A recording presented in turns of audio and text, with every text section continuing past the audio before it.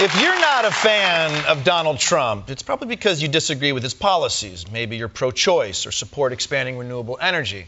Or maybe because you have a mental illness. So there's this condition called Trump derangement syndrome, and every single Democrat has this. Trump derangement syndrome, anything with Trump's name attached to it, Democrats will automatically pre-hate no matter what it is. Trump derangement syndrome is stage 5, no vaccine, no cure, no therapeutic. Right. It's a horrible, horrible terminal disease. It destroys the mind before the body, but the body eventually goes. Yeah, that's right. That's right. Trump derangement syndrome. The only disease Trump can give you that doesn't require you to notify recent sex partners.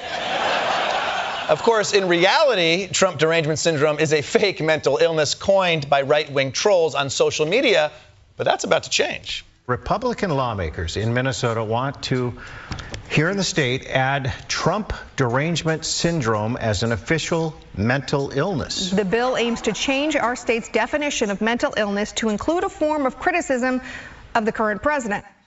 Yeah, so 5 GOP senators in Minnesota want to codify Trump derangement syndrome into state law. And look, I can already hear all the woke libs out there whining about this Minnesota bill. So let me just say, is this bill perfect? No. Is the disease totally made up? Yes.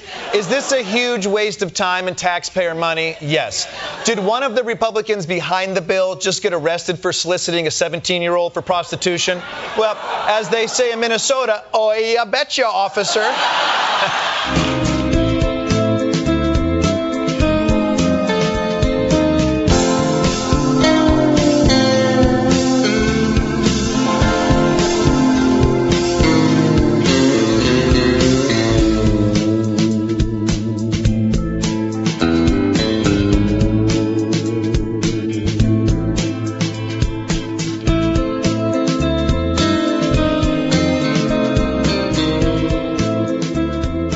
TV10 Podcast, episode 0533, coming at you live from all over the place. I am in South Salt Lake. Tommy Milagro is where?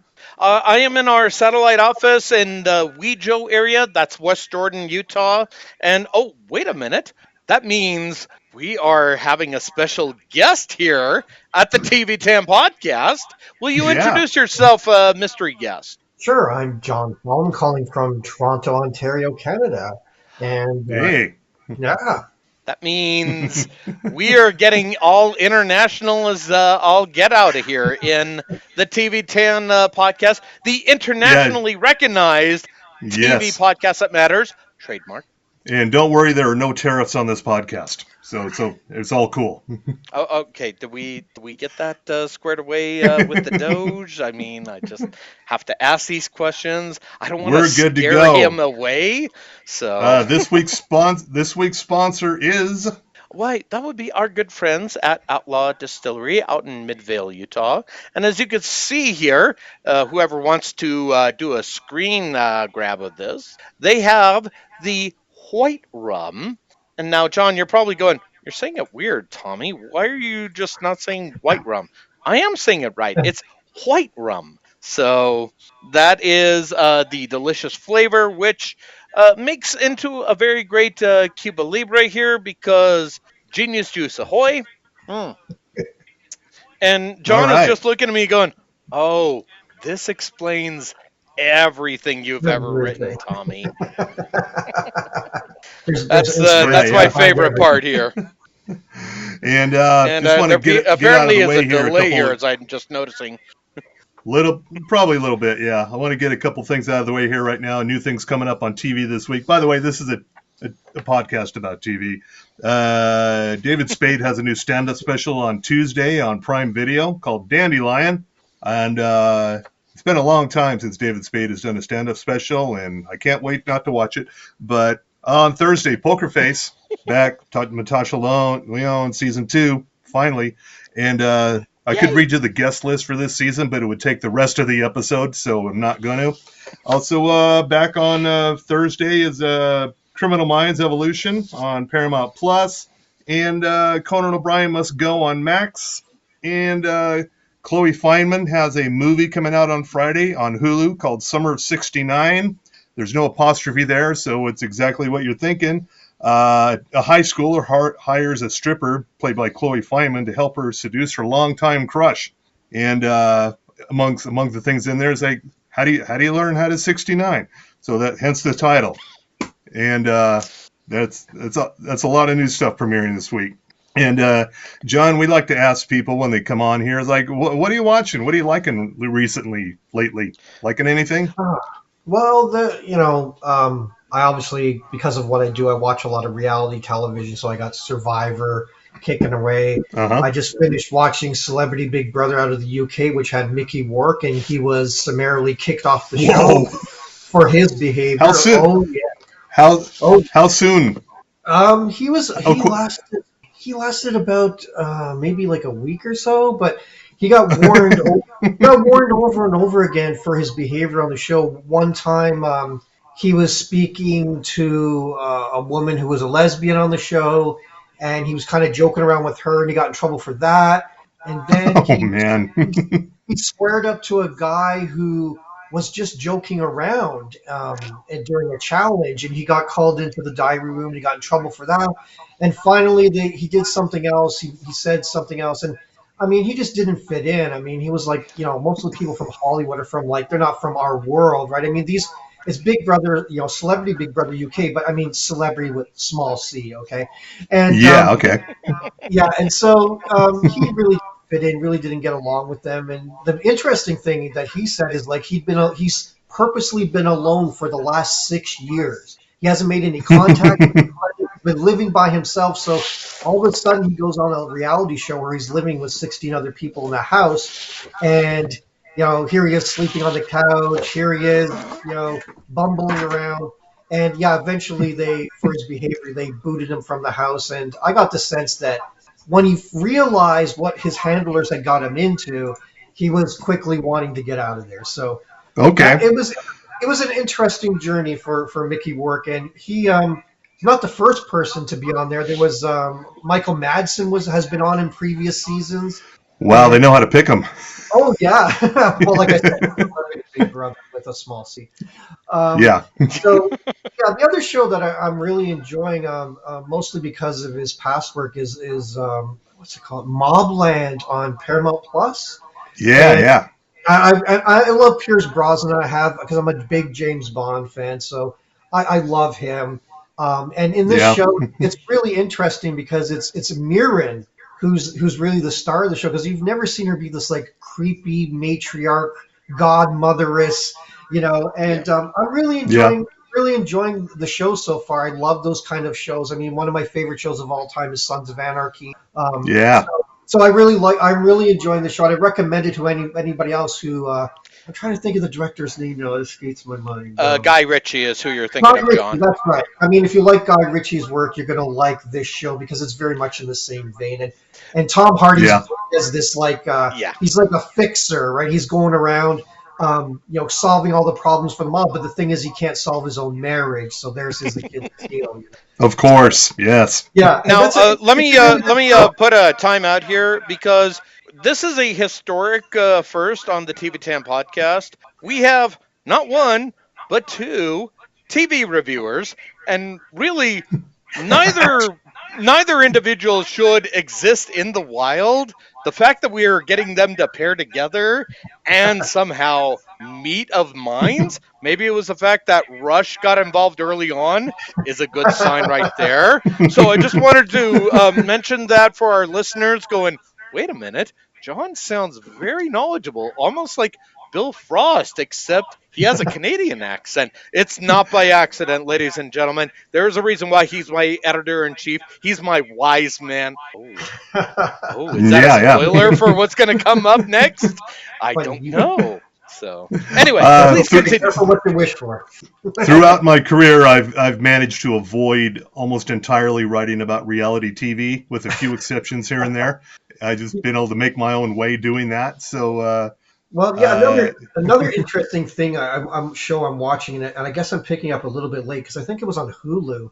But it's produced and it's hosted by the guy who was Shang-Chi in the Marvel movie.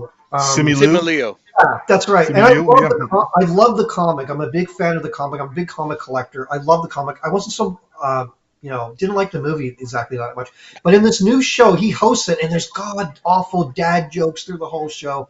But basically, they get these like 16 celebrities in a house, and the house is locked down. And instead of a clock, they have a money clock going. So every second, it's adding more and more money to the clock. And the whole point of the game is that you've got to escape the house. And if you escape the house and get through the front gate, you get the money that the clock was on when you escape. And now people are given clues and things to help them out. Like there might be a window that all of a sudden opens at a particular time and this kind of other thing. But it's a really bizarre show in the sense that I've never seen a show in the sense that where the object is to escape from the house. Now you have Big Brother where people are in a house, but I've never seen people have to escape a house. So, and he's as a host, oh my Lord. Yeah, the jokes are just like one bad pun after another. Wait a minute. I know this show. I've known this already. I think it was done better under its original title, Jackpot, with Aquafina and John Cena. And I never thought I would say the words that I'm about to utter in this sentence. John Cena is a goddamn treasure. Now that we got that out of the way, but is it kind of along that line, or the name of the show is "Got to Get Out"? That's it. Yeah. And which I like a title that explains everything. It's a very, very bizarre show. And again, Simu, don't just stick to movies or something. Don't be a host of a show because he comes off he's as wooden can get. Okay. Well, here's the thing, and John, I say this with love. I would have said the same thing a few years ago about John Cena, but when he's paired up with the right material and the right director, my God, can that man act? And I give you Exhibit A, ladies and gentlemen, Barbie. I also give to you Exhibit B, the aforementioned Shang-Chi. But to your point, Marvel was kind of at a low point here, to quote Deadpool. Excuse me. I don't know. Canadia's own Deadpool. Thunderbolts is doing pretty good over the weekend. It's a good move. It's a very good movie. I enjoyed it a lot. And all right. I'm just disappointed that they used the title in that way because it refers to another book that's in comics that has a whole other story behind it. So they kind of co-opted the name, right? And no, I watched it over the weekend. I really enjoyed it. I think it's better than anything that's come off after Endgame if you don't include Deadpool and Wolverine and you don't include that Spider-Man Far Away From Home. That's where I kind of fit on it. So what would a more accurate title for the movie be? What happens in the last 10 minutes of the movie. But no, the original Thunderbolts in the comic, it was a superhero group where they launched the comic and there was like the superhero group and you're like, I don't know who any of these people are. And it was interesting because it was like new heroes, a new group. Then you find out 3 or 4 issues in, spoiler alert, that the heroes are really all former villains who have changed their names and changed their identity to scam the public, which is quite interesting. Like you have somebody named Banshee as a villain, and then she changed her look, kept her power, but now she calls herself Songbird. So that was the whole. Hook of the comic is you have a bunch of former villains who trying to trick the world into thinking they're superheroes, and so that's where the Thunderbolt name comes from. But it's not really. I think they should have stuck to that and probably used that in a movie rather than throw it away on this group. Yeah. Okay. Well, and good news, you just given the titles for our show here. I've got Celebrity with a small C and What Happens in the Last 10 Minutes of the Movie. That's about as loose as we get here. I don't know what other podcasts you've dealt with, but also, please understand, it's a safe space. You say is fine. And also, we're just performance artists, Your Honor. Now that we got that out of the way. Again, is this answering a lot more of the questions you had about me before, John? It's. I'm not. Let's put it this way. I'm not super. Brilliant. Well, we might as well get to wrestling right away, since that's what 2/3 of you are here to talk about. Oh, you mean it's that time, sir? Yeah, it's sports with Tommy Milagro. Go team! From the sports desk of a TV10 podcast at the satellite office in Wejo, we deliver to you the sport of professional wrestling, and now with an actual editor. Oh, wait, that came out wrong somehow. I don't know why. The point is, John, it has been a busy week, as always, in the sport of professional wrestling. I know there's some sports balling and horseback riding. Something Do you like that. care about that this point? I don't know. There's like some guys who hit a ball with a bat. I I don't follow mean, it. yeah, and Yeah, let's get to the some real people thing. throw balls into a hoop. I mean, Yeah, and some people try to whatever. stop. They try to stop the people from throwing the balls in the hoop. Yeah. Right. It's not like a real sport like professional wrestling or even hockey. Utah knows we finally got a hockey club. Thank God. Uh, when we get to Toronto and Utah, let's have that different conversation at a later time. The point is, we should kick off with a couple of things. So, John, do you have any breaking news in the sport of professional wrestling at this point? Not other than we're still there's still people talking about or reacting to the WWE layoffs this week, and after every WrestleMania, we always sit there and we wait around for this list to drop, and the list eventually drops of the dead wood that they're cutting free. And yeah, there really only the big name that kind of there were some NXT stars who I was shocked that they kind of cut because they're in current storylines, and that was a bit interesting. Like Shotzi Blackheart, they've been using her a lot recently, and they've decided not to renew her contract. And the other thing too is Shayna Baszler. I mean, here's a real MMA star who was like fantastic in Stardom. If you've ever followed Stardom, everybody talks about, wow, this promotion has the best women's division, and the real answer to that question is it's Stardom. They have the best female wrestling in the world, and that's an entire Absolutely. Japanese women promotion. But Yep. her work in Stardom was incredible, and it was a shame to see her when her name came up. That actually where I actually kind of felt bad because I feel she got the short end of things in the sense that she's very talented, very talented. And you saw that in NXT, right? Yes, and let me tag in at this point. So Shayna Baszler, the Queen of Spades, has been a, a main player in the NXT days, or as I like to call it, Ring of Triple H or ROHHH, if you will. But I digress. But yeah, Shayna Baszler, to your point, as a legit MMA superstar, she is able to not only wrestle a pro wrestling style. She has been an MMA superstar, and she was even recently featured on Josh Josh Barnett's Burnett. Bloodsport. Yeah, and excuse me, I didn't say that wrong. Let me try it again. That was Josh Barnett's Bloodsport. Go team. And she beat Konami Yeah. in that match. And And I should. Konami in Stardom, Konami is like a badass. Like she's a very proficient striker. And again, it was the first time I'd ever taken in the Bloodsport, and I got to say, it was a great show. It was really Mhm. great to see all those different styles kind of mesh together. Quick pause here, John. See, kids, Stardom is a Japanese wrestling site where it features women's wrestling, or joshi, if you will. And if you're going, why should I care about this? That is pretty much the promotion where stars like Mariah May, Mira Shirakawa, just to name a few, have made some waves coming out of that promotion to All Elite Wrestling. So, yeah, that is a huge deal. So where Baszler's going to end up, who's to say? But the other names that are very interesting as well that got released, or maybe not a surprise, uh, Braun Strowman.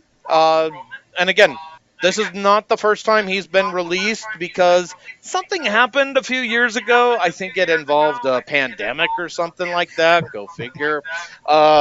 So, again, wish him the best in all his future endeavors. Avoid anybody with the name of Fatu for a while. Just a suggestion. But this is the one that really is a damn shame, and that is Dakota Kai. Again, coming out of NXT and then pulling up to the main roster as part of damage control, or sorry, damage CTRL, damage control, with Io Sky, Asuka, and Bailey.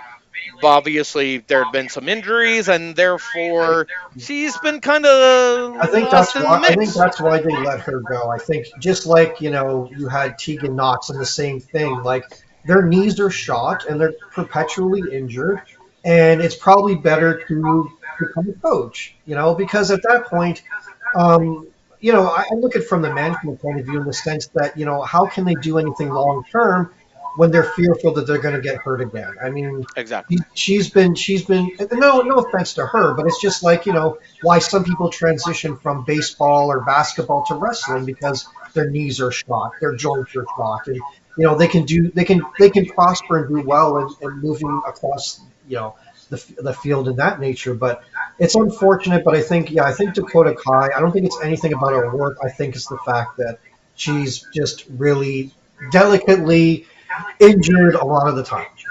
Yes. And to that point, I would just say to her and everybody else that got released, best of luck in the future endeavors. But you know what? Here's the thing. This is not the worst thing to happen.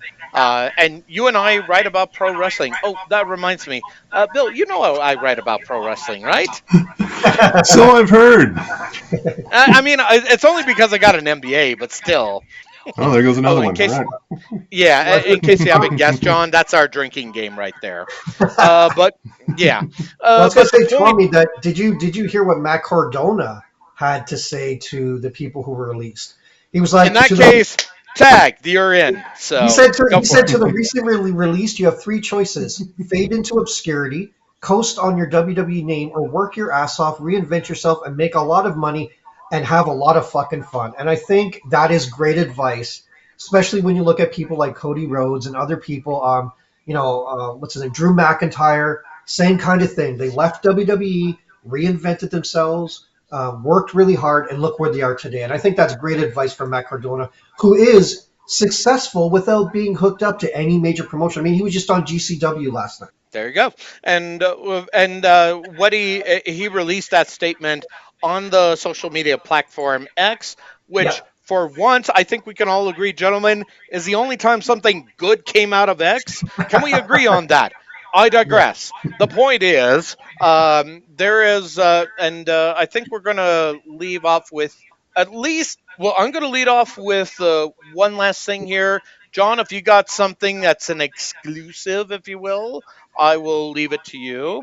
But WWE, they kind of been involved in this thing called Crown Jewel, which, by the way, you could see at SlamWrestling.net. I mean, I didn't write it, even though I have an MBA.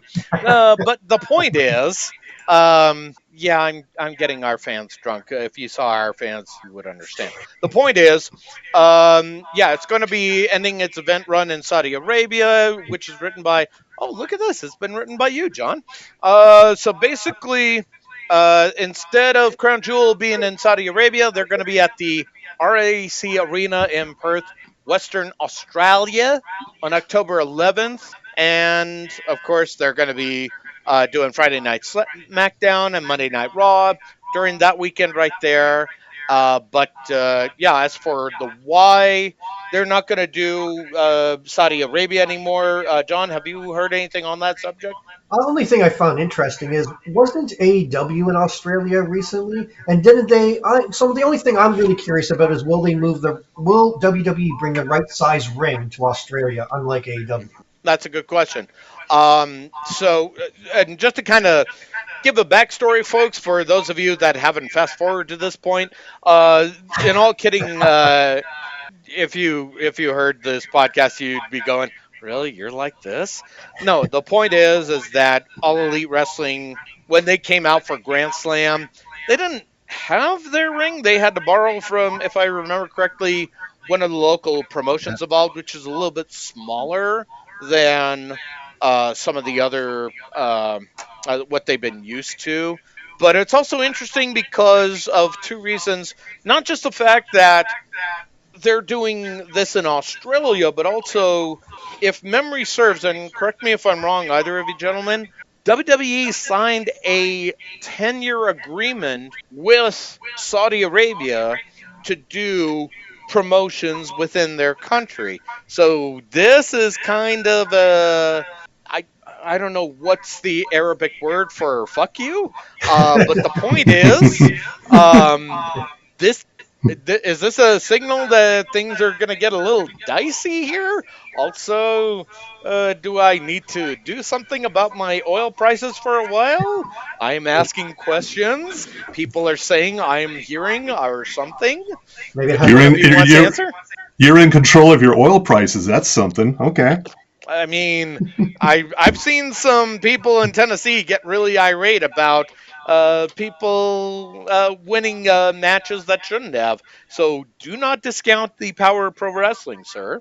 Maybe But it's yeah, maybe WWE knows something that we don't. Maybe there's Saudi Arabia and there's tariffs going on. Maybe there's some I tariffs. mean, You never know. let's not forget Linda McMahon is now the Secretary of Education, and that's funny for a lot of different reasons. I'll let you pick which one. This might be part of it. Our Der Fuhrer here in America says he's going to place 100% tariffs on TV and movies produced outside of the country. I don't know how that would work. Well, but he says a lot of shit. So.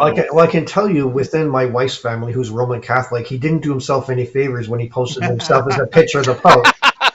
Nope. That was a topic of discussion at the table this afternoon when we had lunch. Yeah, I'll bet. And I would repeat what was said, but I don't want to repeat those Italian swear words, which is the only word.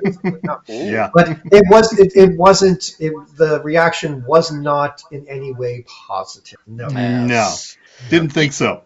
Yeah, and it's definitely not positive here, which is saying a lot considering we're based in Utah. So you decide how that conversation goes.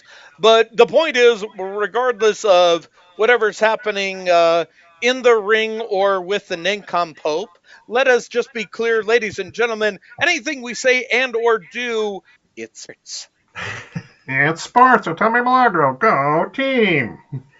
So there's more special effects, but you get that. I would have put the echo on it, but I can't reach the board from here. That's all good. Don't worry about it. We'll get our producer to deal with it in post production. And John, you're looking at me like, you have a producer? No, but it's beside the point. I don't want to know about the man behind the curtain or the men. Yeah. No. Yeah. Pay no attention to the Booker man with the pencil. It's all good. Don't worry about that part. Anyway. Yeah, I was cruising the news here while you were talking Rasslin, and come to find out, one of my stories has been canceled. The Equalizer with Queen Latifah. Oh yeah. After 5 seasons. What? It's probably one of the dumbest shows on CBS, which is saying a lot. But it's still, I followed it from day one, and now it's not coming back. Yeah, the only Equalizer I know is when I was a kid, there was like the old English guy, and he was going around. Edward. That's the only Equalizer I know. I have not seen a second of this, but that's the one I remember, and I just remember him being a grandpa beating the shit out of people. That's all. That's the original. That's the original for sure. So what we're saying, John, is when you have time from your busy reality schedule, you may want to catch up on the Equalizer with the Queen, because as she pointed out all those years ago, ladies first. So we got that out of the way. Yeah, when we have someone who actually pays attention to reality TV, we like to ask them to catch us up on what's going on in reality TV. Like anything you're following besides your favorites that you need to keep up on, or you're inadvertently keeping up on. Any big developments out there? Well, I mean, the only really interesting news is that Big Brother USA usually begins, probably late July. That's when the season, or the people move into the house 2 weeks before, a week before the show actually starts to air, right? And so that usually happens in July sometime. But now I'm hearing that, and there's been a little bit of teases from Julie Chen out there on social media, that we may be getting Big Brother before July. So we might be seeing Big Brother in June, which is quite interesting, because Again, you wonder why why in the summer are they needing more episodes of Big Brother? They want to extend it. So, but they've been extending the seasons. Like I think the last season was the longest. It went from July all the way into October. So wow. Okay. Jeez. And again, I think part of that is because like most reality shows, I mean, you're talking like big time drama, big time soap opera, but not a high cost, right? So Yeah. I think that's all. I think that's all part of this. But yeah, we might be. That's why there's so many of them. Exactly, and again, we might be seeing Big Brother long just before summer. So that's quite interesting. So it will be interesting to see if that ramps up or not, or is this just early hype? You never know. Are you familiar with our Utah-based reality shows like Real Housewives of Salt Lake City and what's the other one?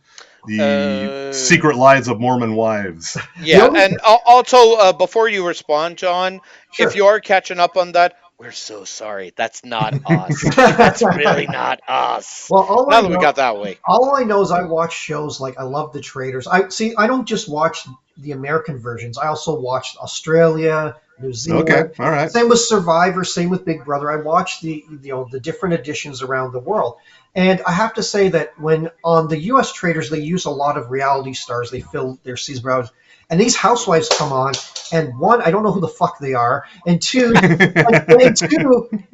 all I know is everybody targets them because they're a group. So there must be kind of some familia. Maybe there's like kind of goings on behind the scenes that we don't know. But all I know is they kind of, even if they're not working together, they get targeted together. And these people show up, and I guess I'm supposed to know them. I'm like, I don't know who the hell you are. I don't know what you're doing. The only housewife I do know, and again, because I'm a horror movie fan, is what's her name from the Halloween series of what's her Kelly Richardson, I think. I forget her name, but she was the original little girl in the original Halloween movie, and then she became a housewife. She's on the housewife shows. That's the only one I really know who comes on, but.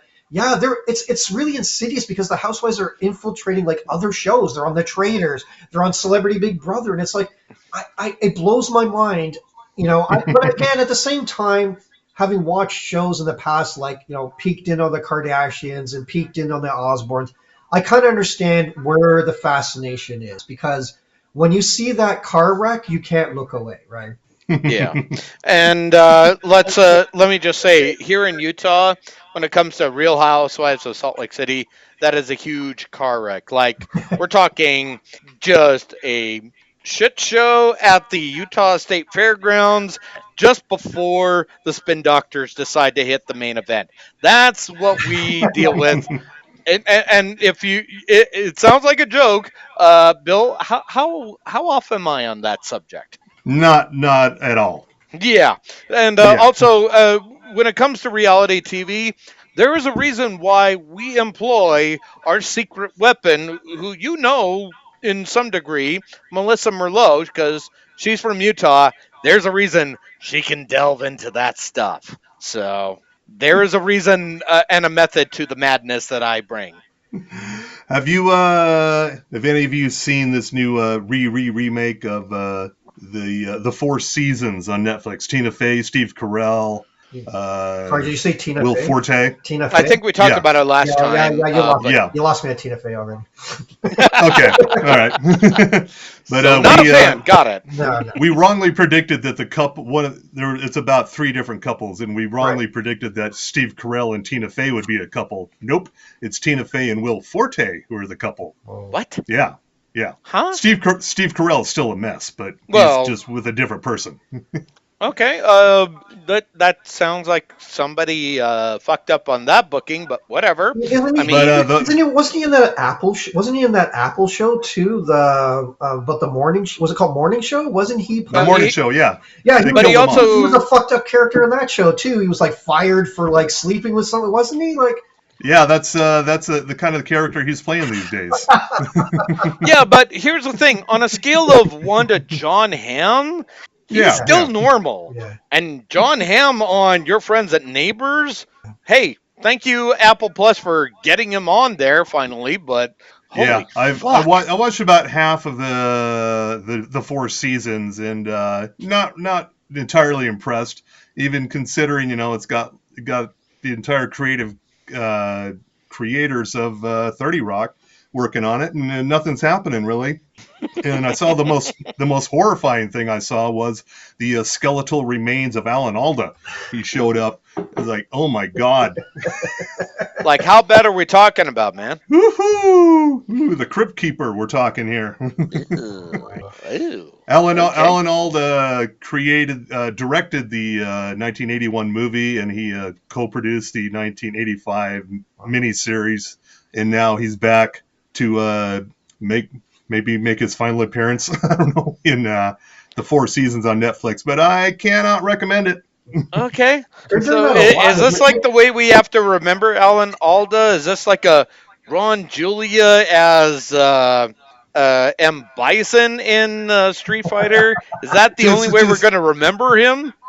Just go back and watch some MASH. You'll be fine. Okay. I just want to know how many old 70s movies are they going to turn into TV series? Like, all of them? It's like I watched, what was I forget the name of it now, but it's about the Jackal, the Hitman, and...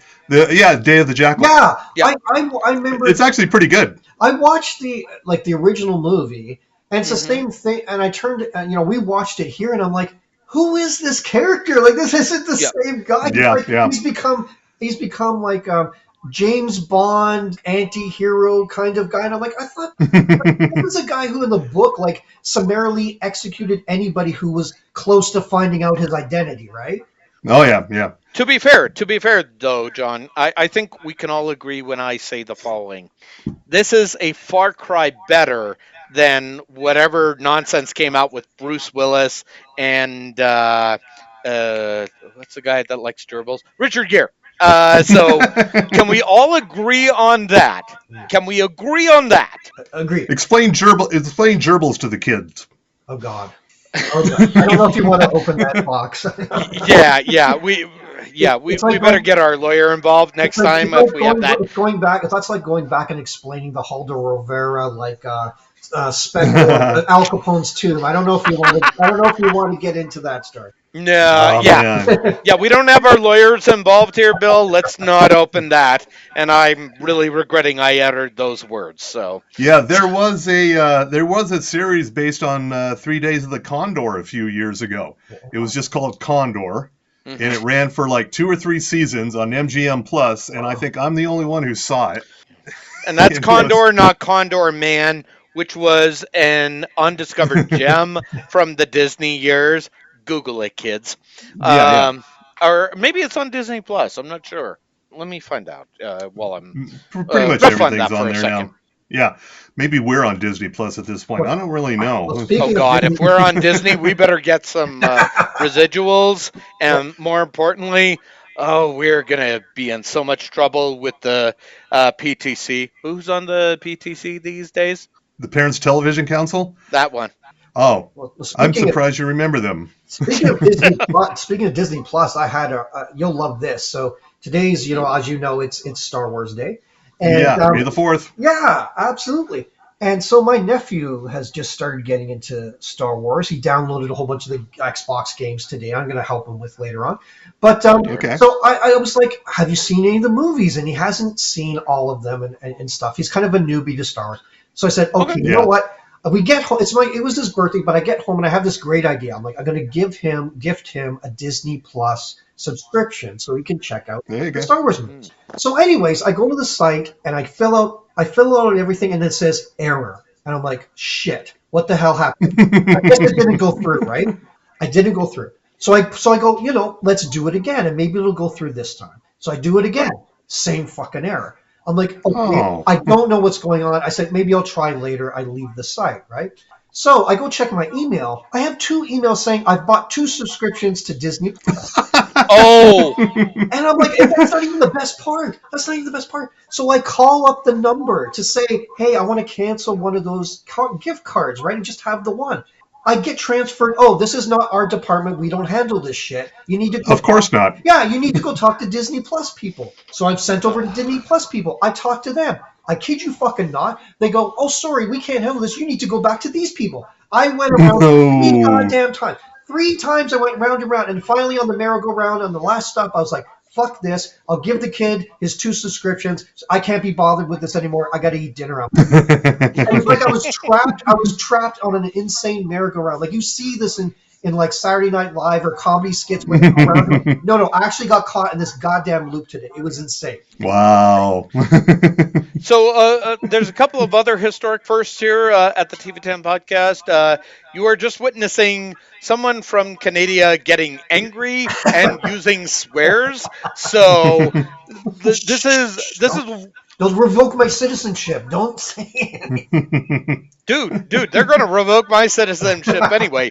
You're safe. You're white. Look at me. Look at Bill. I mean, we're the ones that need to get Von Trapp over to your side. So, yeah, if anyone's getting deported, it's not one of us. Well, it's wait a minute. Why did you say one of us? Why do one of us whiteys. Well, one of the I see what. One of the I memes see in what Canada today was Canada setting up a wall between the United States and Canada, and it showed a beaver dragging a branch across the street. So that's about as far as we go. Well, the thing is, Der Fuhrer says there's the border between Canada and USA is imaginary. Oh, right. But the border between USA and Mexico is not big enough. So what's the difference between those two? Let's just put it this way: based on everything he said about us being the next state and all that stuff, I dare him. I triple dare him to step foot in this country. I really do, because it's not going to be pleasant. I mean, being honest and let's getting a little bit serious for a minute. It's really insulting. This constant reference to that. Mm-hmm. It's like, it's like if we were to say something like that about England or something, like, it's totally disrespectful. It's offensive. And the weirdest thing is the guy, I don't understand this, just going off on a tangent here for a second. Go right ahead. He keeps saying these things. And as a journalist, I'm alarm bells go off. Like you said, USA we spend more on education than any other country. And I'm like, okay, let's fact check this shit. I take 2 seconds to look it up, and it's like, no, you don't. You're like 3rd or 4th in the world. You are not the first. But it's like he constantly says these things, and as a journalist, alarm bells go off only because they're factual things. They're easily looked at. And it was interesting because I was talking to a friend yesterday, and I forget the person he named, but he goes, it's based on Donald Trump's mentor. And he goes, the mentor's, his credo is, never admit you're wrong and attack, attack, attack. That's his whole credo. And I'm that was Roy Cohn. Thank you. Exactly. That's exactly the name. Yeah, I forgot. Have you seen the movie The Apprentice? Yes, I have. Yeah. Oh, okay. So you already know the story. Everything. Yeah. And everything. And I think I can safely say, with all of us being journalists of one time stripe or form, sure, we get this. We fucking get this. But the difference is, and John and I are probably the only people that can say this. We get the bullshit. We get the grift. We get the what's the word I'm looking for? We get he's trying to kayfabe us. No, we are not following that kayfabe. Don't forget, it's called Trump derangement syndrome. You say tomato, I say tomatillo. The point is, sir, Tomatillo derangement syndrome. Oh, okay. There's our other title right there. Also, I just found out Condorman not on Disney Plus, even though it's a Disney production, but you could get it on either Prime Video or on Apple Plus. I recommend Apple Plus just because lesser of two evils, and we're not funding Bezos, so that's me. Remember when you used to think you could watch everything from Disney on Disney Plus? Oh yeah, I think it might have been true for about a minute, but no longer. Well, I'll tell you, the thing I constantly see, because I do, like I said, I do the TV and movie stuff myself, is there's this constant, the biggest thing is, oh my God, what's that show? Oh God, I even interviewed the guy. It's about the ranch and the guy, could be Yellowstone. Yellowstone, that's it. I actually interviewed Kevin Costner a long time ago. And the interesting thing about the interview with Kevin Costner is, man, does that guy fucking swear. Every 5 seconds he was swearing. But he was really down to earth. There's people trying to cater to him. He's like, no, I'm doing an interview. Like, but like, leave me alone. Like, he didn't want to be fucked over. It was awesome. But like Yellowstone, the thing I see about that all the time is people don't understand who owns the rights, So it's constantly, is it on Paramount Plus? It's like, well, because they signed a deal before that it was going to be on, Peacock, right? Peacock, very short-sighted. Yeah, and there was that constant disconnect of people sign up to Paramount Plus expecting to watch it. And it's like, do you know how many articles I've written about how to watch Yellowstone? But that's the biggest thing I see constantly. Is like, why aren't all the seasons there? It's like, okay, let me tell you a story. So what we're trying to say is synergy. Are you two becoming best friends? Back in the CBS All Access days. Oh my God. They signed a very short-sighted deal to put Yellowstone on Peacock, and Peacock made out great.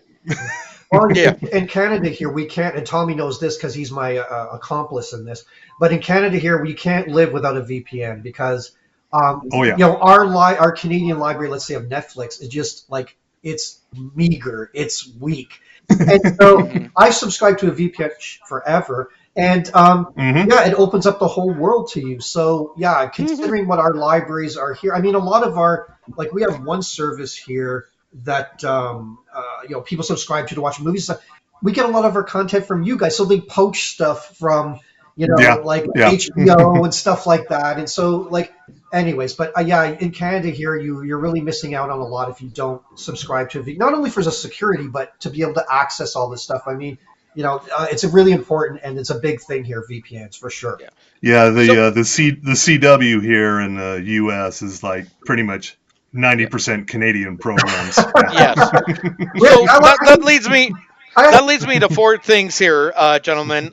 One, I don't know what John's talking about. He may be referring to the other Tommy. Secondly, we're just performance artists, Your Honor. Thirdly, and this is what we always say at TV10 Podcast, flock to the cock. And more importantly, we love Canadian programs, especially our all-time favorite, Wynonna Earp. That is premier. Yeah. I mean, on a scale of 1 to Degrassi Junior High, that is our Canadian program right there. Degrassi. So Degrassi. It's really interesting, like, for to find out what Canadian shows are popular here and do well in the United States, like Schitt's Creek. I mean, oh yeah, my God. I mean, that show went through the roof, and it was a stereotypically Canadian show where the people are making fun of themselves and a lot of that kind of humor.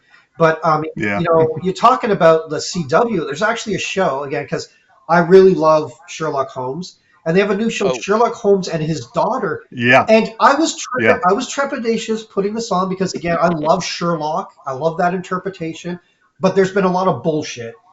It's absolutely horrid Sherlock shows. Yeah.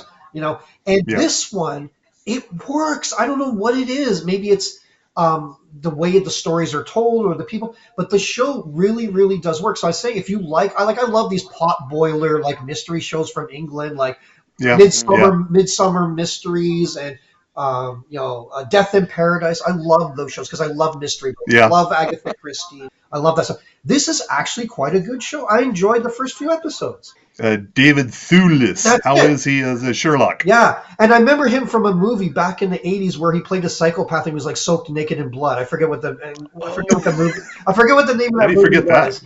I know what you're talking about. Oh, okay, hang on. But he was a psychopath, and all I remember is there was one scene where he was naked and totally soaked in blood. But okay, give me a second here. One of us is going to pull this up here. Thewlis. All right, here we are. But he's also Sherlock. As Sherlock Holmes, he's great. He's fantastic. So I'm actually liking it, which is a surprise because all that shit like Riverdale and stuff, I can't that just bores into my brain. I just can't stand it. Yeah, we've already talked about the Montreal Mafia maple syrup conundrum. We've had that discussion before. If you missed out on that. I don't know. David Thewlis has quite the filmography. I don't know if you're going to narrow it down quickly.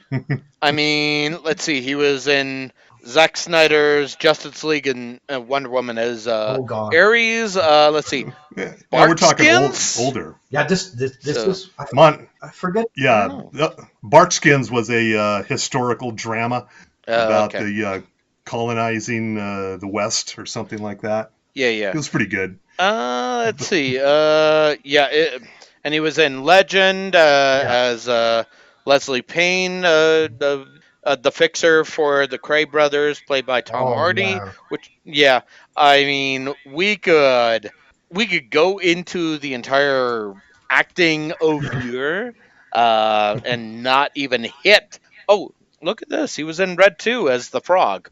So there we go. All right. I don't know how much time we've got here. I mean, we could spend some time, but at the same time, we have another thing here at TV10 Podcast. We're trying not to be Joe Rogan, so we can't spend 3 hours. I'm sorry, folks. So that being said, right around here is where we say what would we recommend people watch? Maybe something we haven't mentioned yet. I leave it to you, John. You are our guest, so what do you recommend, sir? Well, I recommend. You were talking about earlier, like was it friends and neighbors?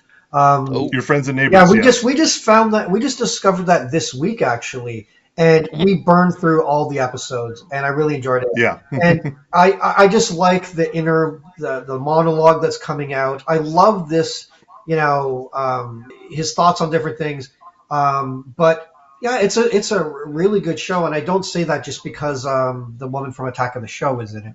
No, I was great. I was great to see her in that, and the fact that it's just a really well told story, and a lot of the analysis is quite funny, and the self-deprecation, and all that kind of stuff. But it's a cleverly written, really cleverly written show. We've enjoyed it so far, and when I told my wife, "Nope, that's all the episodes I got," she was like, crushed. So there's only been 5 or 6. We're caught up now, and it's like, oh no. Yeah. Don't you hate it when you think they release the whole thing? It was like, nope. Well, yeah, they're not pulling an Andor like they do on Disney Plus. Which, by the way, that is my ultimate favorite, or as I've been calling it here, it's really Tinker Andor Rebel Spy. Dropping 3 episodes a week. That's a weird cycle, but but at the same time, we got to see a little bit more of Saw Gerrera, and damn, Forrest Whitaker can do crazy. Like on a scale of 1 to Nicolas Cage, I didn't think he had that range, but here we are, folks. Yeah, he does. Mine is going to be pretty much. I do this every week. The Studio, also on Apple TV Plus. Really liking that. It's ridiculous, and I saw some criticisms. It's a lot. Yeah. I saw some criticisms like, it's too over the top. I go, no, I think that's the point of the show, is to be completely over the top. Yeah, especially this last episode. It's like, we can't offend this, we can't offend that. Was Ice Cube going to be okay being a black Kool-Aid man? And he's like, just say black, man. Just say black. But the thing that really offended him, that was the part I didn't anticipate. But at the same time, it's like, oh, I see what you're doing, Seth Rogen and Evan Goldberg. You saucy minxes. All right. And who our sponsors? Shout out our sponsors. Well, let's see. For everybody in America, in here, out there, in Canada, I recommend our good friends at Outlaw Distillery. Whoever wants to get a screen grab of this, it is the Outlaw Distillery's White Rum. It is just a delight to have, as I just had as a Cuba Libre, because it is ironically mixed for here in the States, because it is the perfect accoutrement for any sort of weekend activity you have, whether it's watching TV or writing a recap. Did I say the last part out loud? The point is, it is one of our fine sponsors here in Midvale, Utah. But you know who else you could have in your life if you wanted to have that somewhere, I don't know, across the border, that would be our good friends at Sugar House Distillery, the OG sponsor of the TV10 podcast. They've got all sorts of bourbons, they got all sorts of rums, they've also got all sorts of vodkas there. They even have craft cocktails in a can, which, by the way, I know you reacted to our story, Mr. Powell, and when you said that was cute, how dare you? So trust me, those guys pack a punch. But guess who else also packs a punch? Our good friends up in Ogden. That's northern Utah, by the way. That would be our friends at Ogden's Own Distillery. They have the Five Wives and the Five Husbands vodka. I hear they also have a spicy vodka. And I don't know about this. Really? Okay. It's okay. It's okay. I'm brown. I can handle this. I will test I this out probably later. can't. I know It's you probably can't. not for me. Not for you, obviously. And John will. Your version of I will spicy be the would person a to lot test different this. than mine, so I trust in you, Carl. I trust in you. That is all I need to hear. But the important thing is they also have, in addition to the vodkas, they have the Madame Patarini gin. They also got the Underground. It's kind of like Jägermeister, only, better. And, of course, they've got the Porter's Fire. It's like Fireball, but again, better. They even have Porter's Peanut Butter Whiskey, Porter's Rye whiskey, and more importantly, they even have craft cocktails in a can. And to prove that point, Mr. Frost, what is your favorite craft cocktail from Ogden's Own Distillery? The peach whiskey. Yes, it is a tasty beverage in and of Yes. itself. Now, you also are thinking, well, Tommy, where's the beer? Well, guess what? We've got beer from our good friends at Bohemian Brewery. They've got all sorts of beer to get you through the. I'm looking outside here. Is it summer months? Ish. Sort of. Ish. Okay. A bit. Okay, so basically we're saying Ontario months. Got it. The point is, John's laughing. He didn't say it was wrong. The point is that we've got beer up the wazoo. Also in the Midvale area, they also have the Cerveza, great for Cinco de Mayo, which as this episode drops, that is what you should be having right now. Why aren't you having that Cerveza? That's SIR. Vesa, by the way. And of course, you're probably thinking, I gotta have something to put this in. I need some glassware. I need something to mix up my drinks. Well, guess what? Our good friend Ivy at Boostique in downtown Salt Lake City has a great store where you can get the glassware. You can get all the things to mix your drinks, and more importantly, if you want to. We're not judging. I'm looking at the both of you when I say this. They also have some non-alcoholic drinks there. So yeah, you can have that non-alcoholic rosé. You could have that non-alcoholic tequila. Don't judge. The point is, it is possible to do all this. All you need to do is rock up to those places, maybe go onto their websites, just say, hey, TV10 Podcast sent you. We are the only trusted name when it comes to not only TV, not only movies, not only reality TV. Thank you for joining us, John Powell. But more importantly, everything else in the world because of two reasons. A, we are a trusted brand name, and B, we're not Joe Rogan. All right.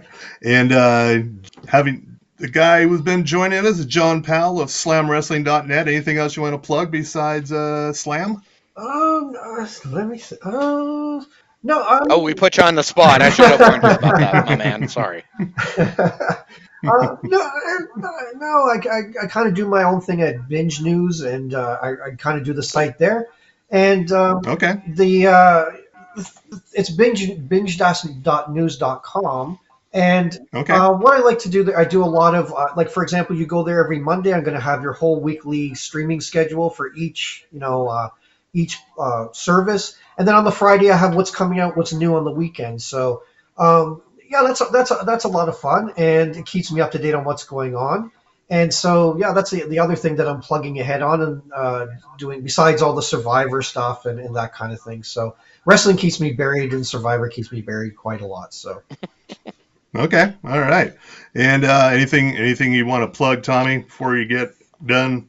Let's see. I already covered WrestleMania. There's no other big pay-per-views / PLEs. That's premium live events, folks. Unless, John, is there anything coming up that's on my docket? Or Not that I can think of. Although my nephew reminded me that next weekend there's something like Backlash or something is going to be next weekend. Oh yeah, that's in Cena versus Orton kind of thing going on there. Yeah. What's really interesting is they're doing the Cena versus Orton, and that's when I actually stopped writing about wrestling for 2 years. Is when they're in the whole. I don't remember any. Like everybody talks about, like, well, Cena and Orton have fought a million times. I don't remember any of that because I wasn't watching. No, at that time I actually took a break from Slam and I started writing about one of my other loves, which is video games. So I started writing about that. Okay. Because I was once the managing editor of G4 TV, the site in Canada, and so so I left it for that time. So I find it interesting that there's supposed to be all this historical, backstory to their meeting at Backlash, and it's like, I don't fucking know it. I tuned it out, and the only other time I tuned out WWE is when that era they went through having hockey player wrestlers, garbage man wrestlers. Oh yeah. I switched it off then because I was too busy watching WCW and ECW. So yeah. So what I'm hearing, John, is that I got to cover this, and you're expecting some haikus from me. Haiku, it's part of your contract. It's part of your contract under clause 2112, I think it is. This is what happens when I'm a victim of my own success. Thankfully, I have an MBA. Yeah. All right. My thing coming out, it's actually already out in Salt Lake City Weekly. You find it at cityweekly.net. Since Poker Face is coming back, I rounded up some other shows because you're going to blow right through that, and you're going to want some other shows kind of like Poker Face. So I did that. Very boilerplate there, but it's out in City Weekly. It'll be out in Washington City Paper, Coachella Valley Independent, and the Inlander in Spokane probably next week. Find it all at billfrost.tv. And on that note, I think we've covered everything, right?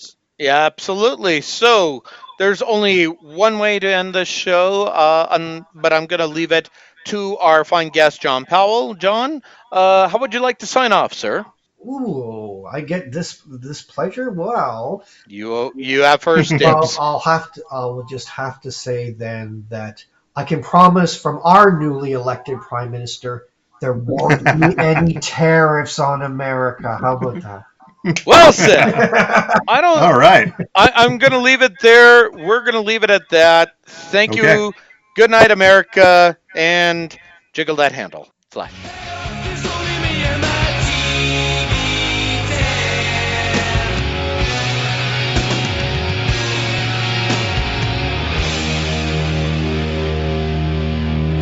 But still, you have to admit that these past 100 days have caused very real stress for a large percentage of Americans. And if that sounds like you, well, luckily, there's a time-tested product out there to help you deal with it. After President Trump's first 100 days, a dramatic escalation of President Trump's illegal immigration crackdown. Safety concerns growing after another plane crash here in the U.S. The U.S. will take over the Gaza Strip, and we will do a job with it. Many people are scared of what's to come. The stock market and our economy are in a volatile freefall, and free speech is under attack. You've tried everything to ease your mind, from booze to pills and even other booze, but nothing seems to work. That's why in these times of despair and uncertainty, you need the Hang In There poster. This uplifting poster of strength and hope features an adorable cat hanging from a rope, with the timeless slogan, Hang In There, printed on the bottom. The Hang In There poster is the cute and comforting distraction we all need in times of political upheaval. Plus, the Hang In There poster goes where you go, meaning joy and comfort are just a glance away. So the next time you're worried about people losing their rights, or the staggering amount of government corruption we're about to witness in the next 4 years, don't fret. Just hang in there. To order your official Hang In There poster, call 1-800-HANG-ME. Call now and we'll throw in a second Hang In There poster absolutely free for an additional $29.95. Call 1-800-HANG-ME now.